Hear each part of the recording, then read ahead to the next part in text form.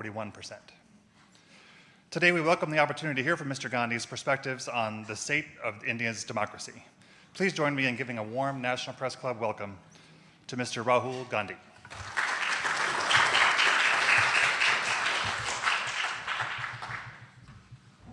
Do you want to make some remarks, or we'll just go right into questions? Yeah, we can.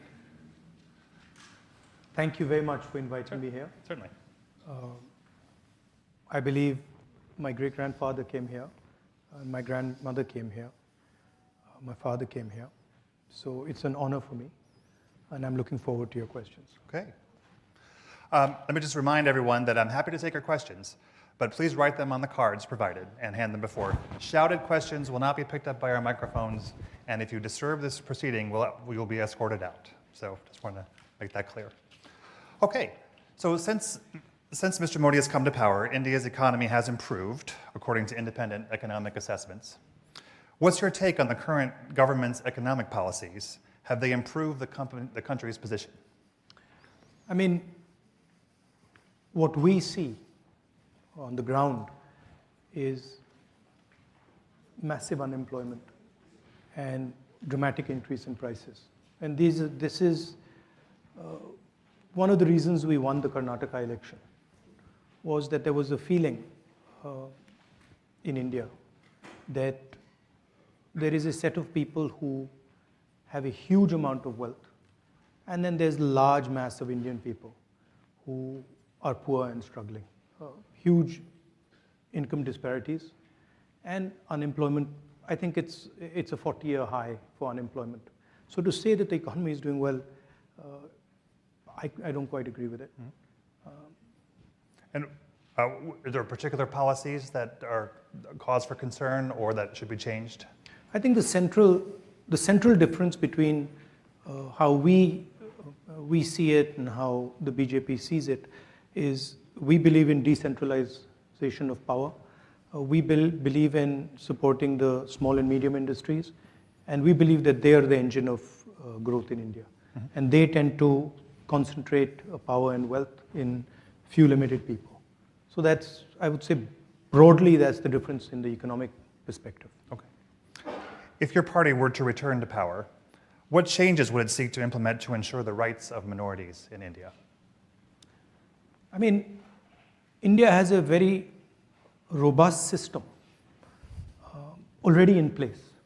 That system has been weakened, right? But it's not that system doesn't exist. If the conversation, the democratic conversation is allowed to be fostered, then these issues will settle themselves. So the rule of law is in place. It just perhaps isn't followed. No, it's not. You have to have an independent set of institutions mm-hmm. that are not pressurized and controlled, and that's been the norm in India. This is an aberration. Okay. What is taking place in India. So from our perspective, the foundations of democracy in India are very strong. And the protections exist, but they're being sort of disturbed. Mm-hmm. And you see that if Congress came to power, they could quickly be restored. Quickly, I don't know, but the Congress party is the institution that conceptualized them in the first place, mm-hmm. right? So we don't view them as our institutions. We view them as institutions of the state. And so we ensured that there was independence and neutrality in these institutions. And it's not difficult to do if that's what you're trying to do. Mm-hmm. Let me ask you about, again, welcome to the Press Club, and let me ask you about press freedom, very important issue for us all. I should, full disclosure, my colleague, Vivek Raghuvanshi, was arrested several weeks ago and charged with, and accused of espionage. He's an Indian citizen. And what does that, he's been working for my company for more than 30 years. and as a journalist. And I wanted to ask you what that says about the state of press freedom in India when someone, can be just accused of, even after, if it was someone with such a reputation, can be accused in such a cavalier manner. No, I think the fact that there is a weakening of press freedoms, this is not hidden. I mean, everybody knows it. It's apparent in India. The rest of the world can see it. And I think press freedom is very, very critical for a democracy. I mean, one should be open to criticism, and one should listen to criticism. I mean, that's the feedback loop that builds democracies. And definitely, there is a weakening of press freedom. I mean, and it's not just press freedom. It's on multiple axes. On multiple axes, there is a clampdown on the institutional framework that allowed India to talk, that allowed the Indian people to negotiate. I view India as a negotiation between its people, between different languages, different cultures, different histories. Mm-hmm. And the architecture that Mahatma Gandhi set up was to allow that negotiation to be carried out fairly and freely. And that structure that allows the negotiation between India's people is coming under pressure. I mean, this is a question you should ask Mr. Modi. So more apt. Okay. I don't know how you'll get there. As soon as we get him here. I don't know how you'll get there, but yeah, I think it would be better question directed at him. Okay. What are your concerns with regard to the use of the citizenship law to expel Muslim Indians who have lived in India for generations? How would you handle things differently? I think all Indian people, right, have a right to expression. All Indian people have a right to religious freedom. All Indian communities should feel free to express themselves. So I don't differentiate between any community, any caste. I think India, as I mentioned just now, is a conversation, and the freer and more open that conversation, the more powerful India becomes. Okay. You have said that Modi's BJP engages in the politics of hatred and violence. Can you explain what you mean by this? I mean, it's explained in the sentence, right? They sort of generate a certain amount of hatred in society. They polarize society, and they're not inclusive. They don't embrace everybody, and they divide society. That's yeah, and that's damaging in my view to India, because India has always had a tradition of conversation, of openness. All our great leaders, spiritual, political, Mahatma Gandhi, Buddha, all of them promoted harmony, promoted peace, promoted conversation. So it's in our culture, it's in our history to sort of bring people together and have these dialogues. So that's, I think it's a difference in ideology between us and the BJP. Mm-hmm. We feel India should be allowed to express itself. And we feel that political leaders should be comfortable in sort of being questioned and should learn from that questioning. Mm-hmm. So, I mean, it's just a difference in viewpoint. For such a divisive figure, Modi maintains very high levels, in fact, worldwide high levels of popularity. Why do you think that's the case? Why do so many Indians support the Modi government? I mean, there is a definite capture of the institutions of the country. There's a definite capture of the press in the country. I'm not convinced that, I don't believe everything I hear. I walked across India, walked from Kanyakumari to Kashmir, and talked directly to millions of Indian people, and they didn't seem very happy to me. And they were very clear that there were serious issues with regards to unemployment. There was massive price rise. So there was an angst in the people. Now, and look at the Karnataka election, and wait and watch the next 3 or 4 state elections. That, I think, is a better indicator of what's going to happen. You're here in Washington. Washington has a cozying up, if you will, to the Modi government. Do you feel like this is a mistake? Do you feel like this is not a U.S. should pursue Who am I to advise? Policies? Who am I to advise Washington on what they want to do? I mean, it's their choice. They have to decide about these things. It's pretty clear from our perspective where we've got to go. There are certain values that we protect, and we're very serious about protecting those values. As I said, the conversation between the people of India, the idea that all Indians should have space, equal expression. These are things that for us are non-negotiable, and we fight for them, and we pay the price. What is I have a comment from the audience here. What is your reaction to Prime Minister Modi's statement that not an inch of land has been lost to the border with China?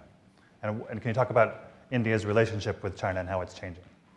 I mean, the fact of the matter is China is occupying our territory. It's an accepted fact. I think 1,500 square kilometers, land the size of Delhi, is occupied by them. And I think, it's absolutely unacceptable. Prime Minister seems to believe otherwise. I don't know. I mean, maybe he knows something we don't know. I'm going to ask about Kashmir. India is positioning Kashmir as a tourist destination, while certain populations are persecuted. Do you see this as the path to prosperity for that region? No, I think everybody in India has a democratic right. Every single person in India should be allowed to be part of the conversation. I think there are things that can be improved in Jammu and Kashmir with regards to that conversation, and we are committed to improving the conversation, the democratic conversation in Jammu and Kashmir. Says you talked about secularism and democracy while opposing the Hindu party BJP. However, Congress in Kerala has been in alliance with the Muslim party, Muslim League in Kerala, the state from which you were MP for more than, the state you are the MP for more than 70 years. Muslim League is a completely secular party. Right. There's nothing non-secular about the Muslim League. Questions are a little disjointed. Sorry about that. I think the person hasn't studied the Muslim League. Back to politics. How united is the opposition in India, and why isn't Congress supporting Kejriwal on the ordinance issue? Well, that's an internal discussion we are having. The opposition is pretty well united, and I think it's getting more and more united. We are having conversations with all the opposition, and I think quite a lot of good work is happening there. Okay. Yeah. It's a complicated discussion because there are spaces where we are competing also with the opposition. So it's a little bit of give and take is required, but I'm confident that will happen. Okay. So given the electoral strength of the BJP, would Congress now be willing to consider being part of a coalition government that it does not lead? Well, these are questions that need to be asked to the Congress president because he's the decision maker. I think the Congress party will do very well in the next election. I think it'll surprise people because I think there is a hidden undercurrent building, and I think will surprise people. And I'm not entirely convinced about this idea that Mr. Narendra Modi is going to win the 24 elections. I think it's not as simple as people make out.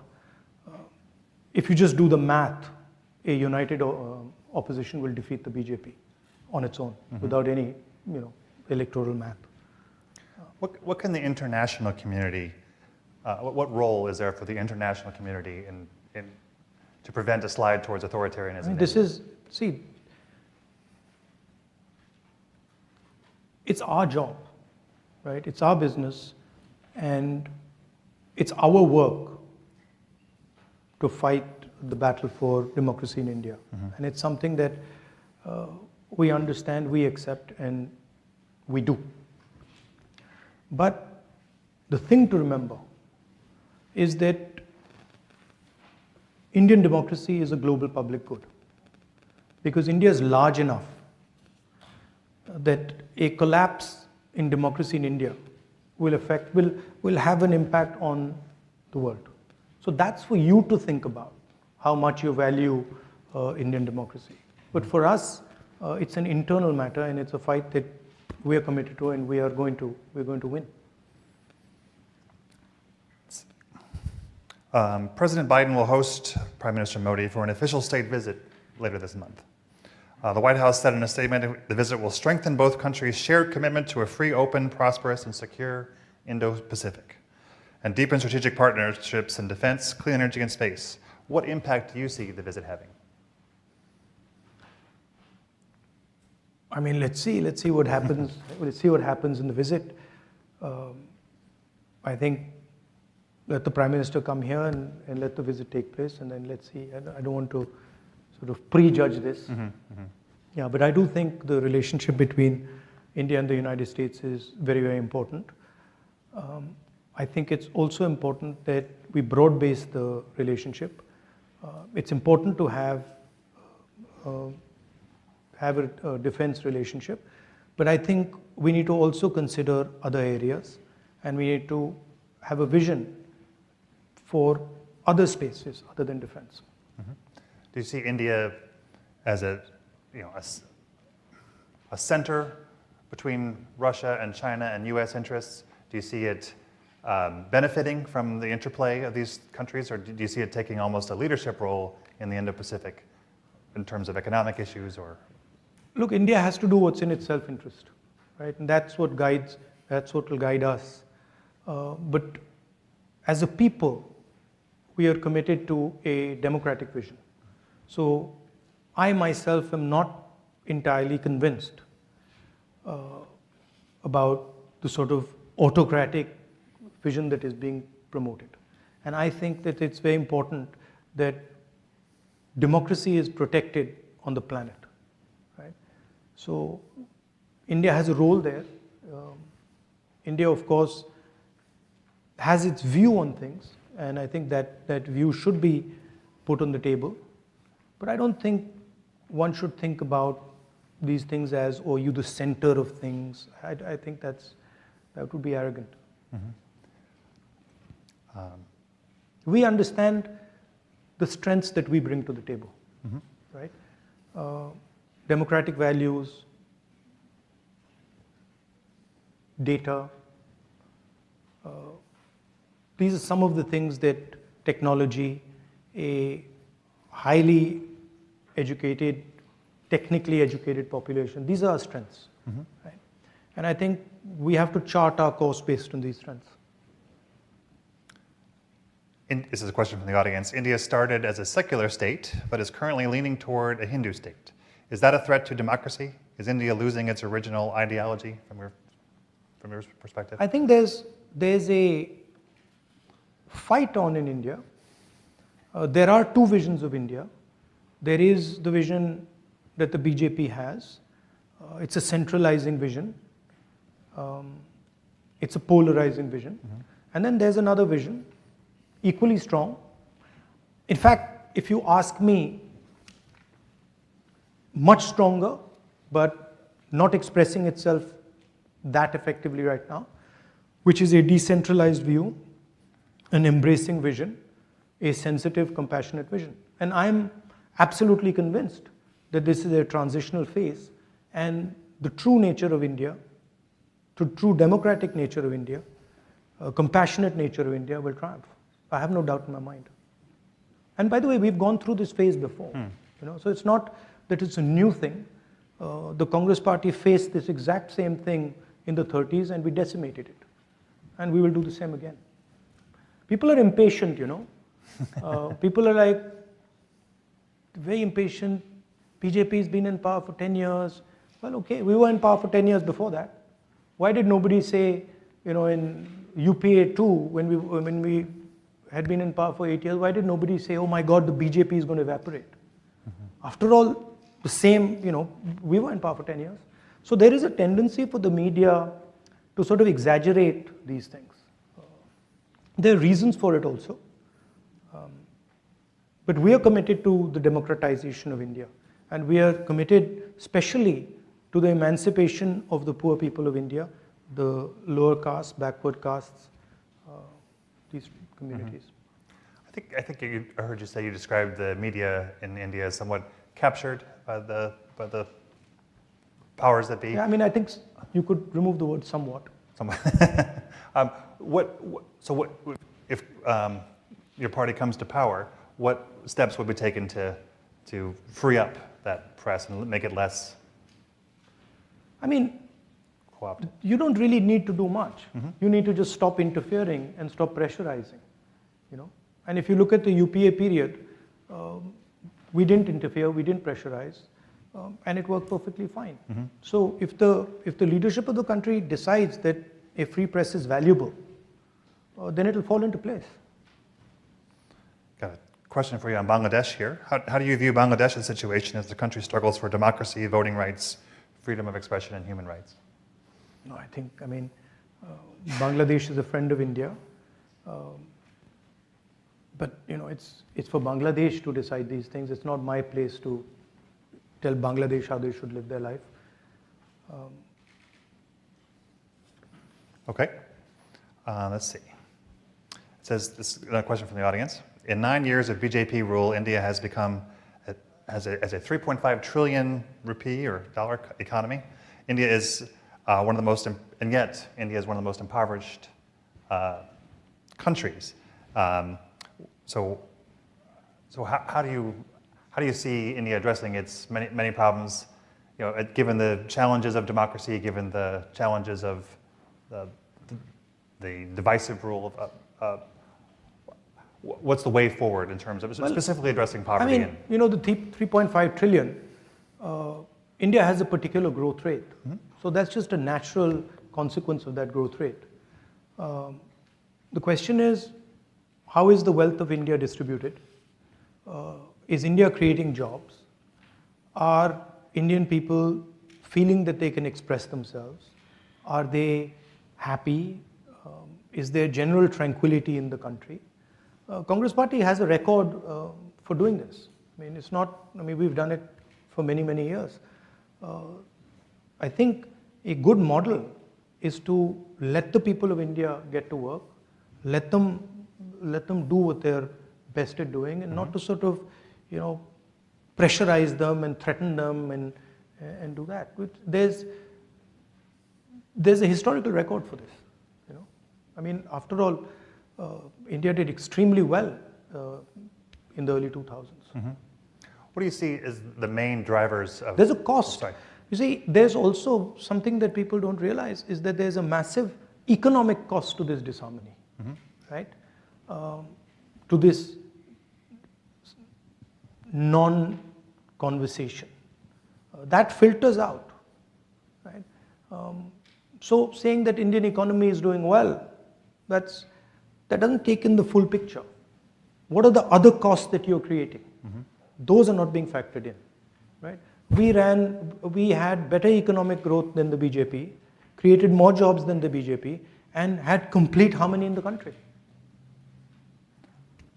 What do you see as the biggest drivers of the economy in the short term, in the years ahead, in the coming years? I think what the BJP's policies have done, particularly demonetization and what we consider to be a flawed GST, they have weakened the small and medium businesses in India. And we believe that the small and medium businesses um, are actually the backbone of economic activity in India. If you want to create jobs, if you want to have a 21st century economy, you have to empower these people and turn them from being small and medium businesses to large businesses. So in our mind, it's taking these businesses and scaling them up and having hundreds, if not thousands, of these businesses become large businesses. So that's where we fundamentally differ with the BJP. They believe that you don't need these small and medium businesses, that you can build the Indian economy with 3 or 4 huge, massive businesses. Unfortunately, having 3 or 4 massive businesses doesn't translate into jobs. It can't. So that's really at the heart of the difference between the two visions. And you can see it. So, I mean, the growth during the UPA period was much better than the growth now. And there's massive levels of unemployment in India now. And it's a real problem because our people, they need to be put into productive activity. You know, it's a huge waste of the most valuable resource on the planet. Can India go it alone to build those small, medium, and small businesses, or do they need more open to outside investment? No, I think the United States, I think that's when I was talking about broad basing the relationship. I was talking about that the United States and India have synergies that if they come together can be very powerful. What we are facing is a particular vision of the world, Chinese vision of the world, that offers productivity, prosperity, but under a non-democratic framework, right? That's not acceptable to us because we simply cannot thrive under a non-democratic structure. So we have to think about production and prosperity in a democratic framework. And I think that's where the bridge between India and the United States can play a very important role for us, for you, and I think also for the planet, to show the rest of the world that production, manufacturing in a democratic environment is possible and can actually be competitive with the Chinese model. And also while keeping the environment in mind, is the environment a major concern of yours going into the next election? Yes, as I said, you can't ignore costs and pretend they don't exist, right? And when you're thinking about these things, you don't want to think about them in the 1 year, 2 year, 5 year time frame. As a country, you'd like to think about them in a 20, 30 year time frame. And if you're looking at that span, then the environment is fundamental. You can't get away from it, right? Saying that, the world is in a transition. So we are moving from internal combustion engines to electric motors. There is an energy transition taking place. So we have to adapt ourselves to benefit from those transitions. And I think India is very well placed to do that. Would you consider a big increase in exports one way of measure that, or is it really about innovating the economy to take advantage of these new technologies? It's both, right? If India starts manufacturing, starts producing, it will start to export as well, right? I think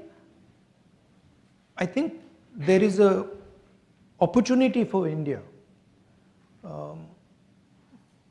to successfully compete with the Chinese on manufacturing. We might not end up doing it the way they do it. So we might not end up having huge factories.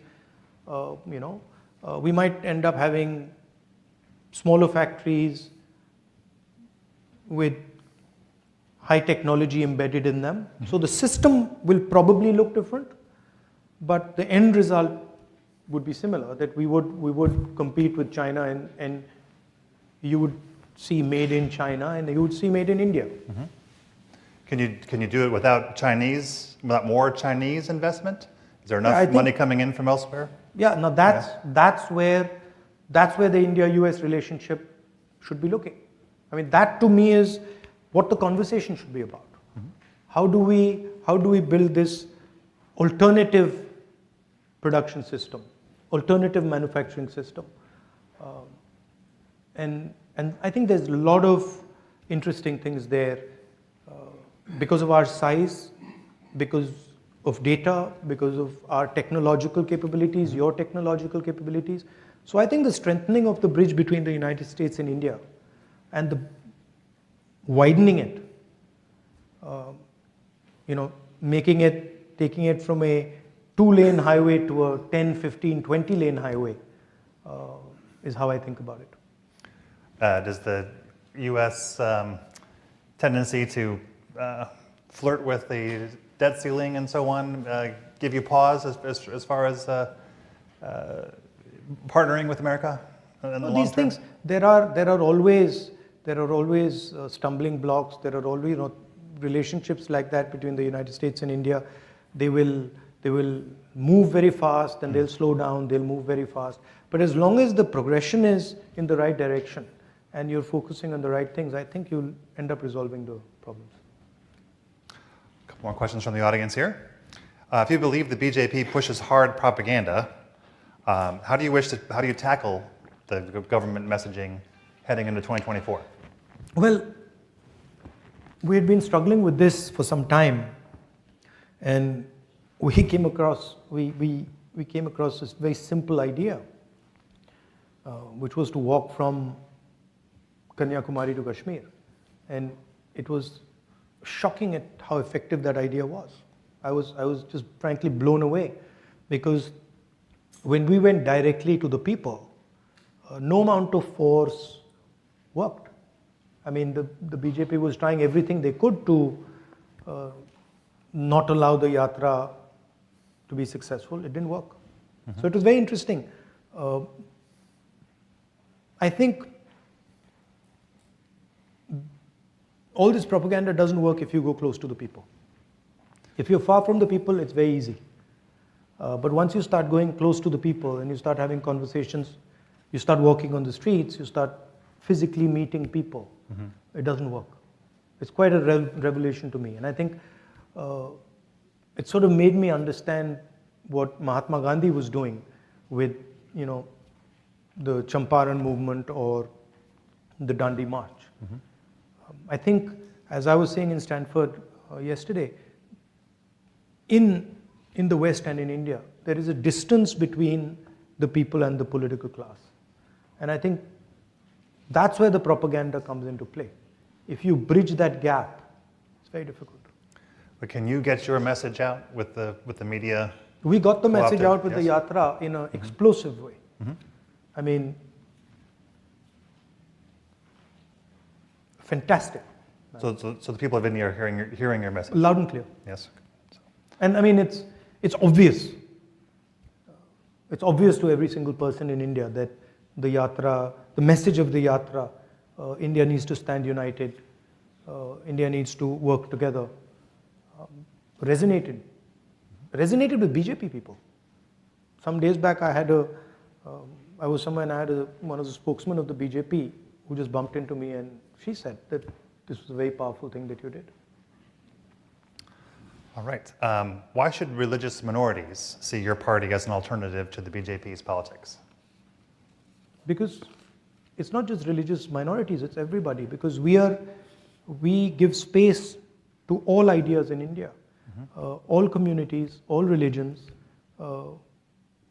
Our party is, and the design of our party and our original designer, Mahatma Gandhi, designed the party to be based on truth and non-violence, compassion, affection.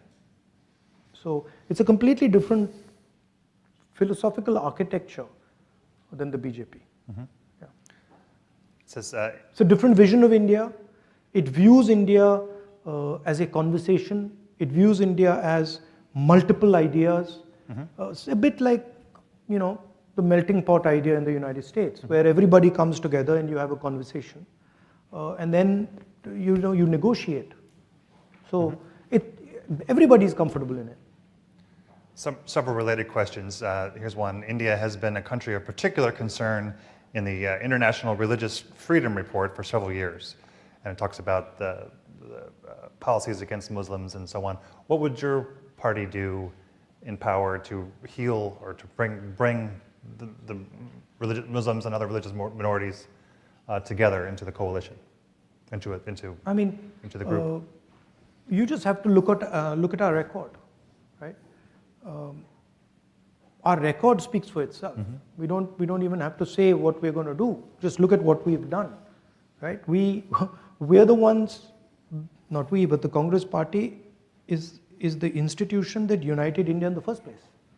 That fought the British, defeated the British, and built the entire architecture for this conversation. So it's in our DNA. We are committed to this. And as I said, the framework for this is present in India. It's not that it's absent. It's not that it needs to be constructed. It needs to be nurtured and protected, which we know how to do. This is another question from the audience. So, the way you were disqualified from Parliament and what is happening in Pakistan, do you see any similarities here, and what does that say about politics in the region? I don't know. I mean, look, as you said, I asked a rhetorical question. I asked the question, why, well, you described it. Right. I'm fighting a court case, so I have to be careful. But I asked a rhetorical question.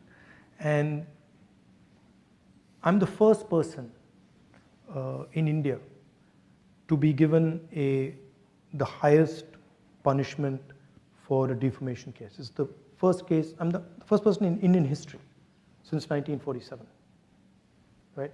Nobody has been given the maximum sentence on defamation, and that too on the first offense, right? So that should explain what's going on to you. And my disqualification happens quite interestingly after I make a speech about Mr. Adani in Parliament. So you can do the math. Let's see. But my disqualification is not really, it's okay, it's not the most important thing. The most important thing is the thousands and thousands of other voices, civil society, government, bureaucracy, who are being frightened into submission. That's much more important to me than my disqualification. My disqualification in many ways is an advantage for me. How so? Because it opens up completely new spaces for me. It allows me to completely redefine myself. And I think they've given me a gift, frankly. They don't think they realize it, but they have. Politics is not linear. It's like, it can suddenly go off into another direction. It's asymmetric. So I think they've given me a gift. It's not apparent right now, but I think they have. So you come from a political family. The Gandhis have been compared to the Kennedy family here in the U.S., both in terms of the highest heights and unfortunate assassinations. What keeps you going? What keeps you involved in politics despite what can be great risks? I defend an idea.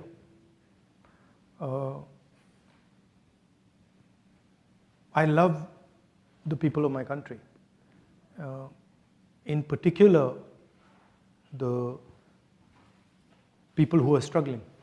I have a bias towards them. And I completely empathize with their struggle. It disturbs me when I see the pain in India. And I have no choice, because that creates a response, emotional response in me that I can't fight. So is natural. And also, I've grown up with a sort of narrative about my country, Gandhian narrative of what the country is, what it should look like, what is important. So that's what drives me. I'm not concerned really about, threats of violence and assassination and stuff. I mean, everybody's got to die, So, I mean, that's what I learned from my grandmother and my father. So, you don't back down because of something like that. Here's a question that just in. India's relationship with Russia has been controversial since the war in Ukraine began. How would Congress administration handle this relationship or the situation in Ukraine differently? I don't know if you like my answer, but I think similar to how the BJP would or did. We would be responding in a similar way to BJP. Yeah. Okay. Because we have sort of a relationship with the Russians that can't be denied. It is there. So I think our policy would broadly be similar. From your perspective, has the relationship with Russia changed since the war in Ukraine began?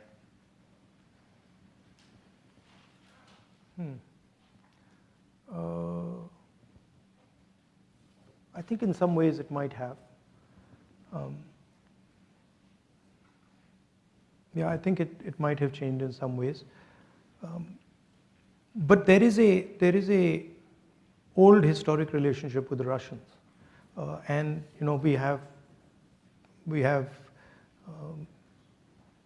we buy weapons from them. So there are also those type of reasons for this. Yeah. But I don't think a Congress government would be dramatically different than what the BJP is doing right now in terms of Russia. Got time for a couple more questions. Let's see. You've asked a lot, huh? Oh, yeah. You've got through a lot. Stack. There's a lot of interest here in you, sir. You've compared. So I'm going to butcher these names. Please forgive me. You have compared with Guru Nanak Udasis driving your speech in San Francisco, while the SGPC has raised questions on your statement. What would you say to your? Do you know what this is referring to? I'm sorry. I promised you I'd ask. So. No, I don't know. What is Udasis? As you compared with Guru Nanak's Bharat Jodo Yatra and SGPC raised questions. Okay. So. Sorry. Thank you. I'll explain it. So I said that the tradition of a yatra or a walk is a very deep tradition in India. And I said that many great people have used this instrument of a walk. Mahatma Gandhi has used it. Guru Nanak has used it. And as an instrument of conversation and as an instrument of understanding. So I think they're saying that, I shouldn't compare the Bharat Jodo Yatra to walks that Guru Nanak and Mahatma Gandhi took, but I wasn't doing that. I clearly said that, look, I draw inspiration from these great leaders and what they did, and there's no question of comparing this walk to their walk, but I think they've misunderstood it. I see. Yeah. What is your message to the Indian people as to why they should support Congress in the next election? Is it about economic achievement? Is it about tolerance? I said in my yatra, I'd say it in Hindi, nafrat ke bazaar mein mohabbat ki dukaan kholo. Do you speak Hindi? I wish I did. So nafrat ke bazaar mein mohabbat ki dukaan kholo. In a market of hatred, open a little shop of love and affection. So I believe that India needs to be in harmony. And I believe that India needs to be able to express itself to truly succeed, right? If you, I don't know of one case where somebody who's angry or somebody who's full of hatred has had an expansive imagination. And India needs an expansive imagination. India needs to dream big. And you can't dream big if the people who are leading you are angry, are violent, are engrossed with hatred. So I think, I feel India has a great opportunity, huge opportunity, which can